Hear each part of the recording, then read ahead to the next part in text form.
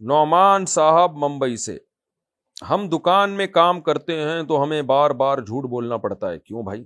جھوٹ کی دکان ہے کیا؟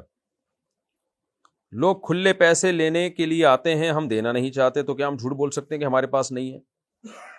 آپ کھلے پیسے لینے کے لیے آ رہے ہیں، آپ سارے کھلے پیسے انہیں کو دے دیں گے تو آپ کے پاس کسٹمر کو دینے کے لیے پیسہ بچتا نہیں ہے، تو یہ تو ایک نارمل پرابلم ہے۔ تو ایسی صورت میں جھوٹ بولنا تو جائز نہیں ہے، توریہ کرنا جائز ہے۔ توریہ کا مطلب یہ کہ گول مول بات کریں، وہ کچھ اور مطلب سمجھ رہا ہو، آپ کچھ اور، تو آپ پھر جھوٹ نہیں، آپ یہ ایسی مجبوری میں آپ یہ بولے میرے پاس پیسے، کھلے پیسے نہیں ہیں، مطلب یہ کہ آپ کو دینے کے لیے نہیں ہے مگر ضرورت کے ہیں، تو پوری ڈیٹیل اس کو نہیں بتائیں، وہ چپک جائے گا۔